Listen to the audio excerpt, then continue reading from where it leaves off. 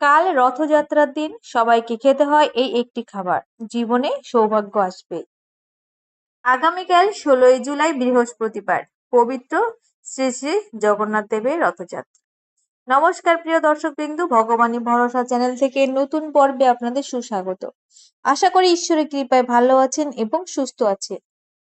সনাতন ধর্মের অন্যতম শ্রেষ্ঠ ও মহাপবিত্র উৎসব হলো এই রথযাত্রা।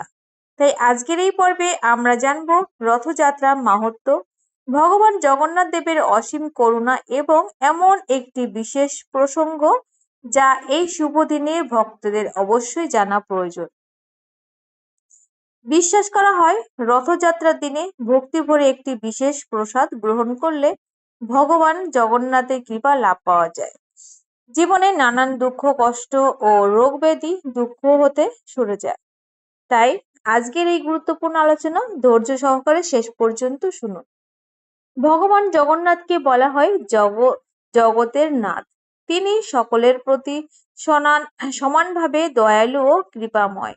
শ্রী শ্রী রাধা মাধব, গোপাল, শালগ্রাম, শিলা কিংবা অন্যান্য বিগ্রহের সেবার বহু নিয়ম কানুন পালন করতে হয়। অসাবধানতাবশত সামান্য ভুল ত্রুটি অনেক সময় সেবার অপরাধ হিসেবে গণ্য হয়। যেমন আমাদের অনেকের বাড়িতেই শ্রী গোপালের সেবা হয়। গোপালের ছোট্ট শিশুর মতো স্নেহ, আদর, যত্ন ও নিয়মিত ভোগ নিবেদন করা হয়। তাকে একা ফেলে দীর্ঘ সময় বাইরে থাকা বা সেবার অবহেলা করা স্বাস্থ্যসম্মত উচিত নয়। তাই গোপাল সেবা অত্যন্ত নিষ্ঠা, ভালোবাসা ও নিয়মের সঙ্গে পালন করতে হয়। কিন্তু ভগবান জগন্নাথ দেবের সেবা তুলনামূলকভাবে অনেক সহজ, কারণ তিনি অত্যন্ত করুণাময় ও ভক্তবৎসল। ভক্তের আন্তরিক ভক্তিকেই তিনি সর্বদাই গুরুত্ব দেন। জাতি, বর্ণ বা সামাজিক পরিচয় নয়, সকল ভক্তের সেবা ও ভালোবাসা তিনি সানন্দে গ্রহণ করেন। পুরীর শ্রীমন্দিরে যুগ যুগ ধরে বিভিন্ন বংশ পরম্পরার সেবায়িত ভগবান জগন্নাথের সেবা করে আসছেন।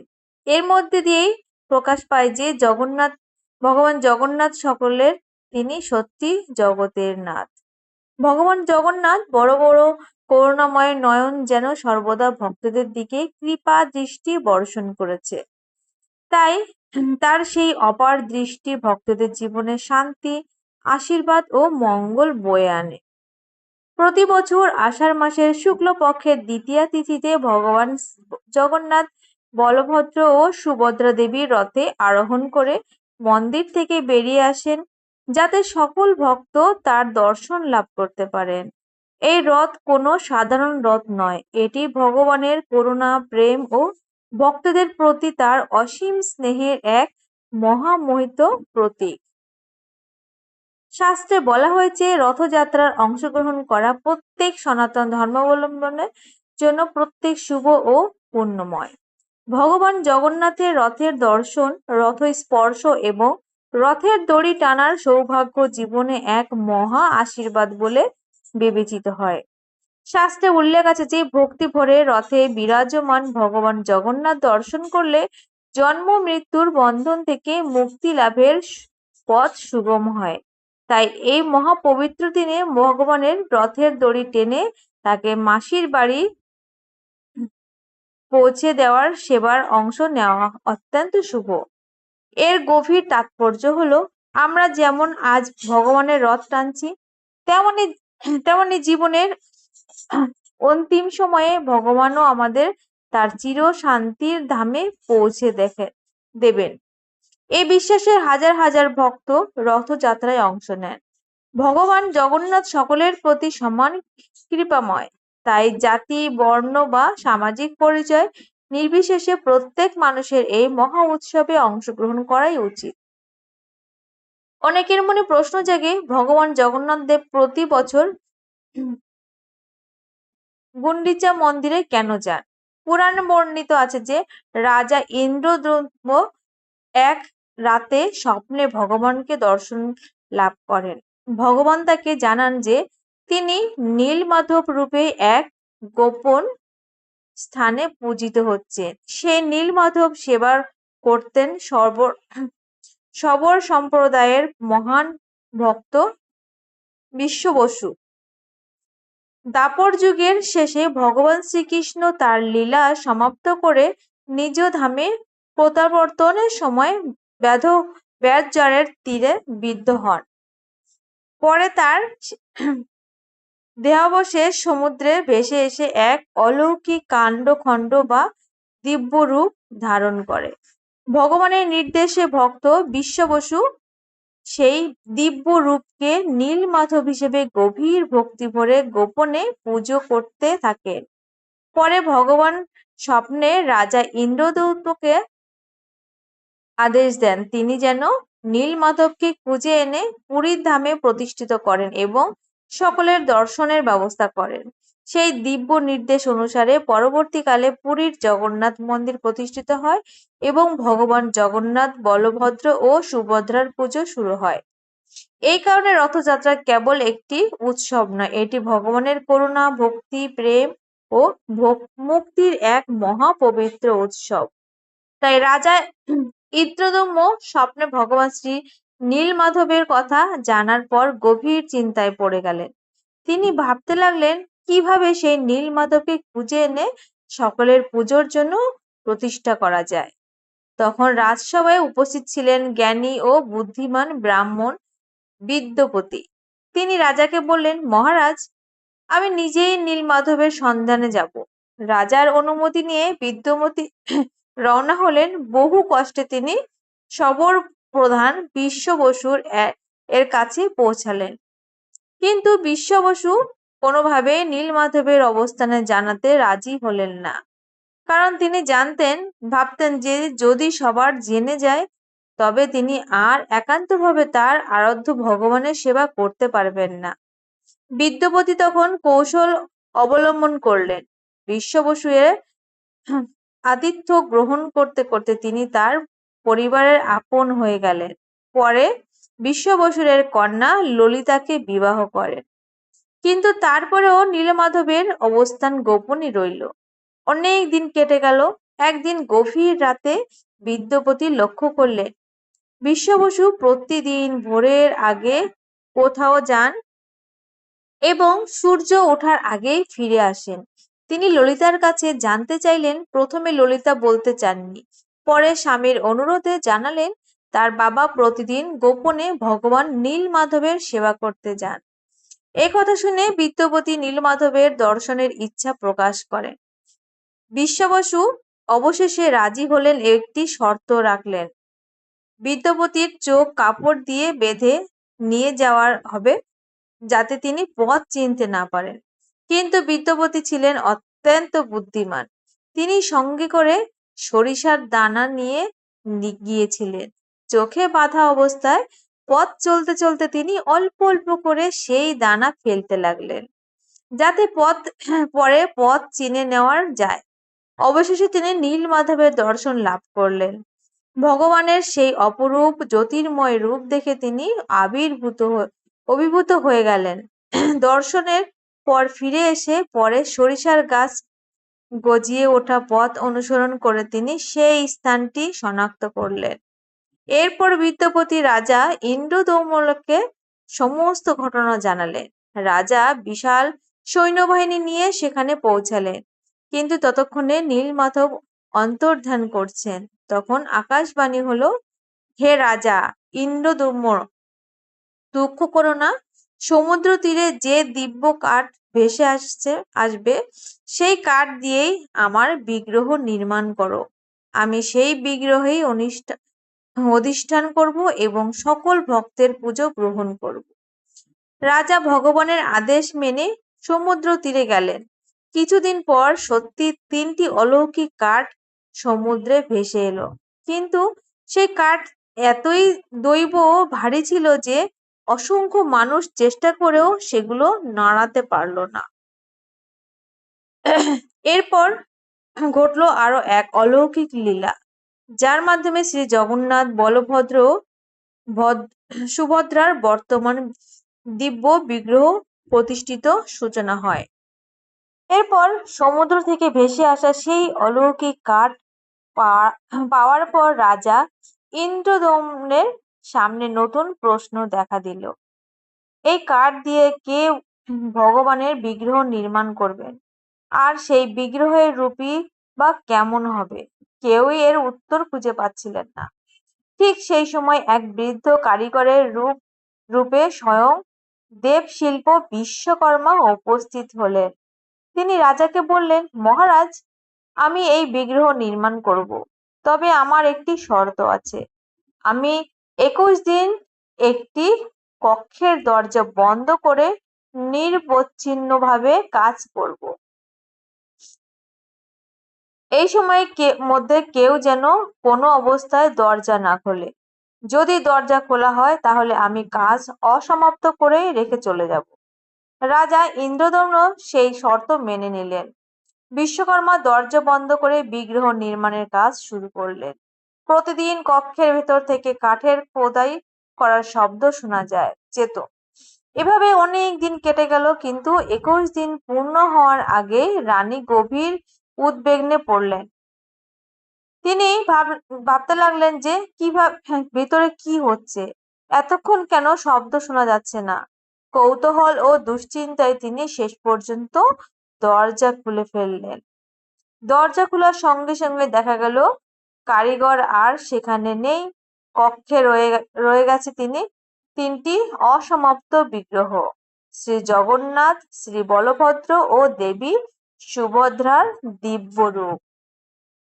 এই দৃশ্য দেখে রানী ভীষণ অনুতপ্ত হলেন।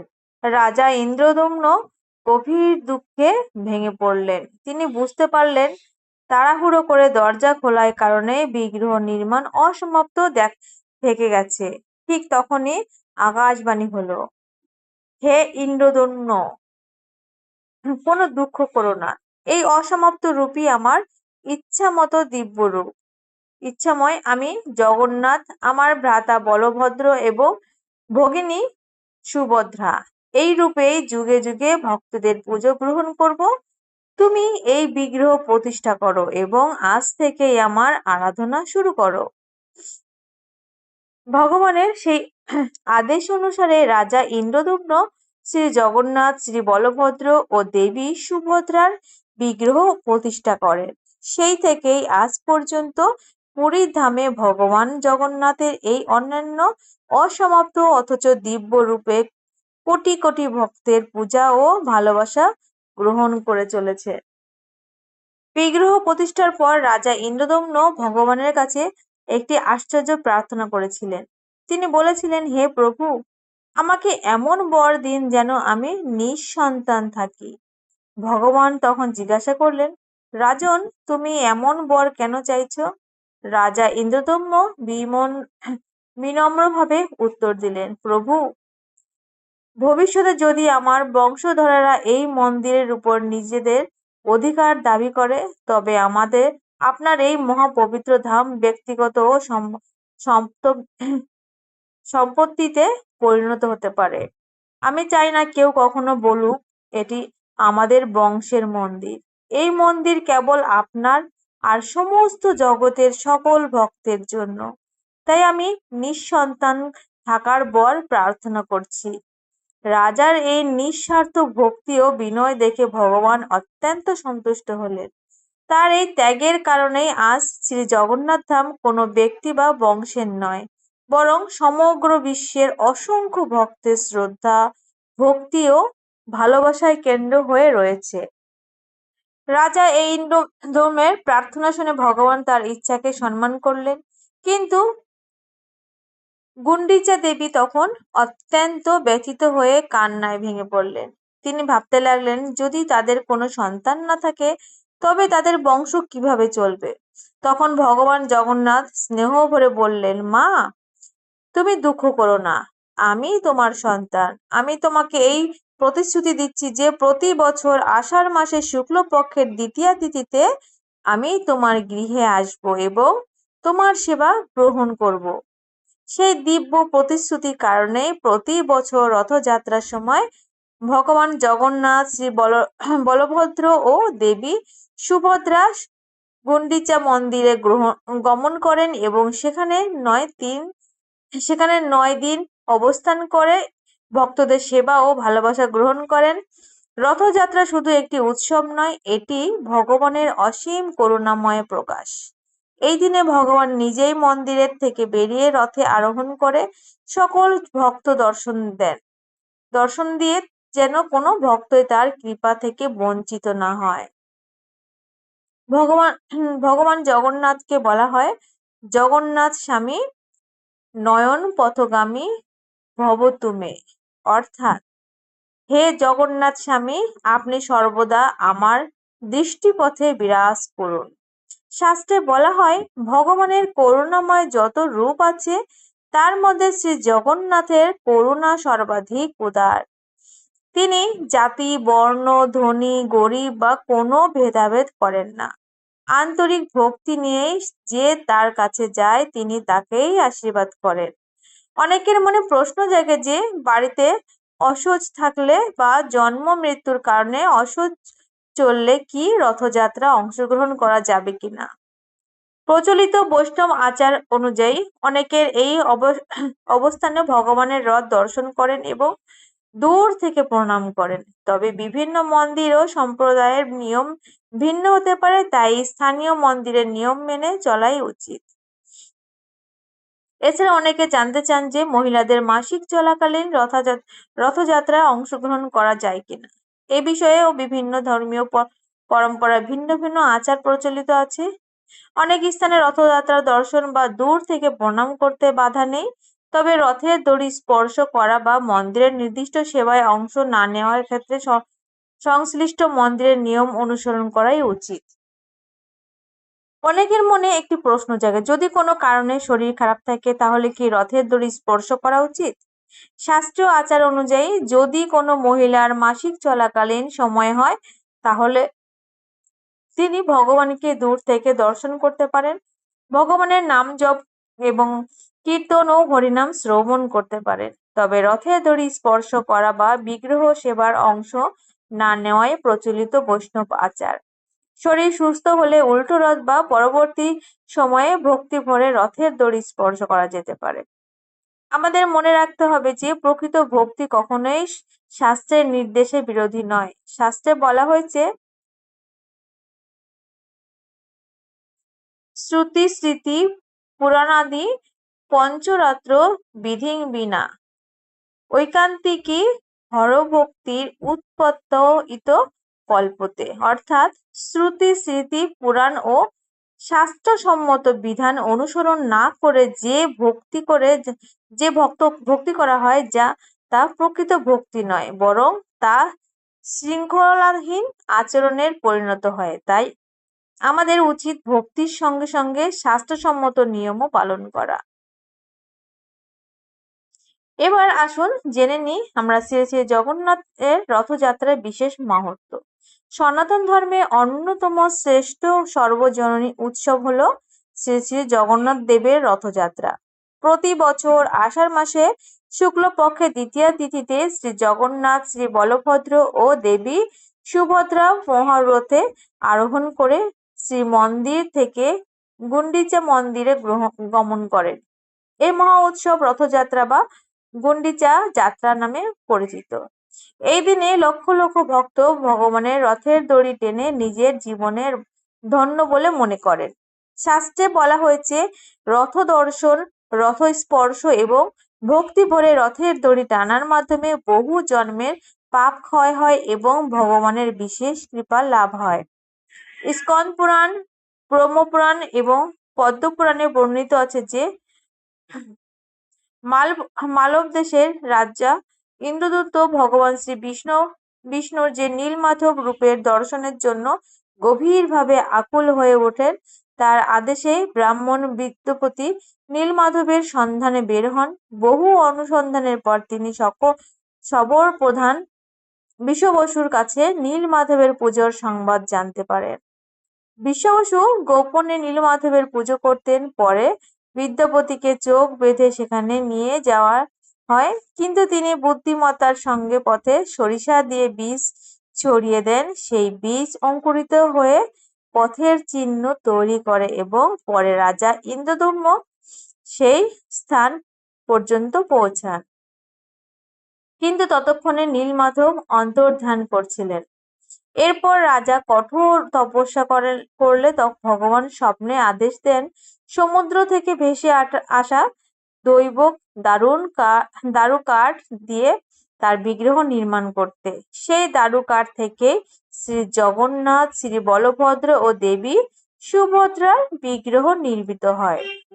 লোক প্রচলিত কাহিনী অনুযায়ী স্বয়ং বিশ্বকর্মা বৃদ্ধ কারিগর বেশে এসে বিগ্রহ নির্মাণের দায়িত্ব নেন।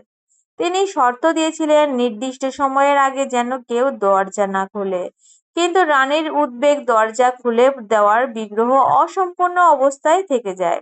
ভক্তদের বিশ্বাস ভগবান স্বেচ্ছায় এই রূপে প্রকাশিত হয়েছেন, যাতে তিনি সকলের কাছে সমানভাবে করুণাময় ও সর্বজনীন রূপে বিরাজ করেন।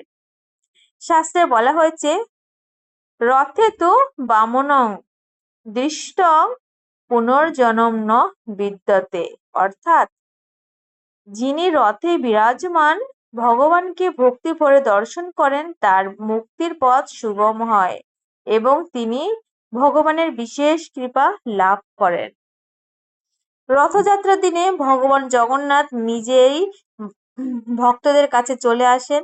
সাধারণ সময়ে অনেকেই মন্দিরে প্রবেশ করে দর্শন করার সুযোগ পান না, কিন্তু রথযাত্রার দিনে জাতি, বর্ণ, ধনী, দরিদ্র বা সামাজিক অবস্থার নির্বিশেষে সকলেই ভগবানের দর্শন লাভের সুযোগ পান। তাই রথযাত্রা ভগবানের সর্বজনীন প্রেম, সমতা ও অসীম করুণার এক অনন্য প্রতীক। বৈষ্ণব আচার্যদের মতে গুন্ডিচা মন্দির বৃন্দাবনের প্রতীক এবং শ্রীমন্দির দ্বারকার প্রতীক। প্রতি বছর ভগবান জগন্নাথ গুন্ডিচা মন্দিরে গমন করেন, যা শ্রীকৃষ্ণের বৃন্দাবনের প্রেম ও ভক্তদের প্রতি তার অগাধ ভালোবাসা স্মৃতি বহন করে।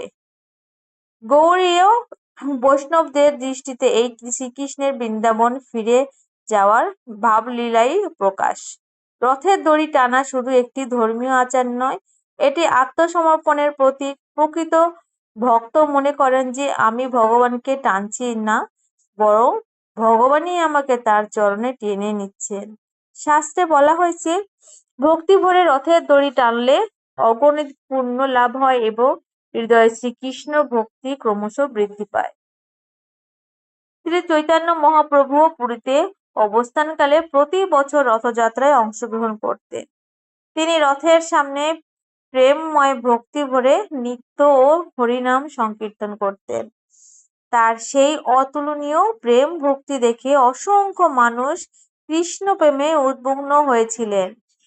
তাই গৌড়ীয় বৈষ্ণবদের কাছে রথযাত্রা কেবল একটি উৎসব নয়, এটি প্রেম ভক্তির মহা উৎসব। রথযাত্রা আমাদের শিক্ষা দেয়, ভগবান কেবল একটি মন্দিরের মধ্যে সীমাবদ্ধ নন, তিনি সমগ্র বিশ্বের সকল মানুষের এবং সকল জীবের ঈশ্বর। অহংকার, হিংসা ও স্বার্থপরতার ত্যাগ করে যদি আমরা আন্তরিক ভক্তি ভরে তার শরণ গ্রহণ করি, তবেই মানব জীবন সত্যিকারের অর্থে সার্থক হয়। রথের চলমান চাকা আমাদের স্মরণ করিয়ে দেয় জীবনে চলমান, তাই প্রতিটি মুহূর্ত ভগবানের আশ্রয় নিয়ে সৎকর্ম, নাম স্মরণ ও ভক্তি পথে এগিয়ে চলাই আমাদের কর্তব্য। এই কারণে জগন্নাথ দেবের রথযাত্রা শুধু একটি ধর্মীয় উৎসব নয়, এটি ভক্তি, করুণা, মমতা, মানবতা এবং ঈশ্বর প্রেমে এক মহামিলন।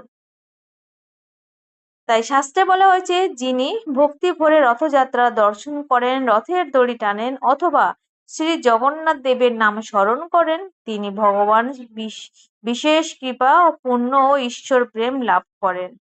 তাই যুগ যুগ ধরে রথযাত্রা কোটি কোটি ভক্তের হৃদয়ের ভক্তি, আনন্দ ও মুক্তির আশাকে জাগ্রত করে রেখেছে।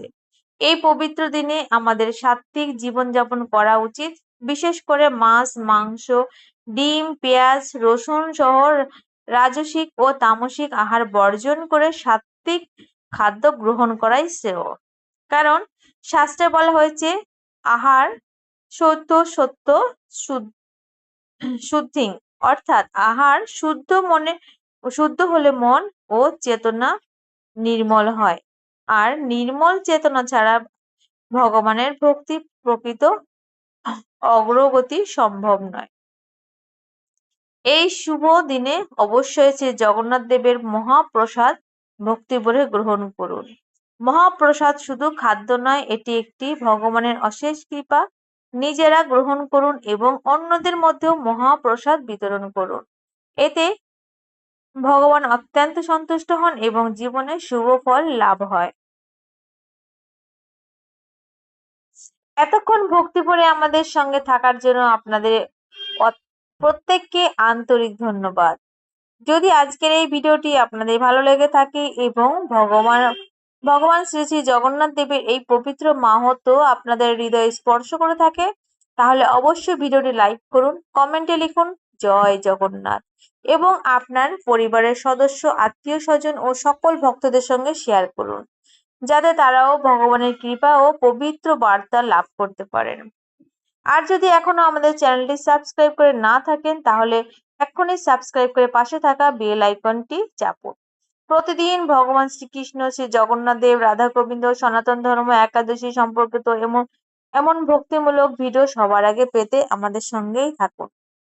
ভগবান শ্রী শ্রী জগন্নাথ দেবের অশেষ কৃপা আপনাদের ও আপনাদের পরিবারের সকলের উপর সর্বদা বর্ষিত হোক। জয় জগন্নাথ, হরে কৃষ্ণ, রাধে রাধে।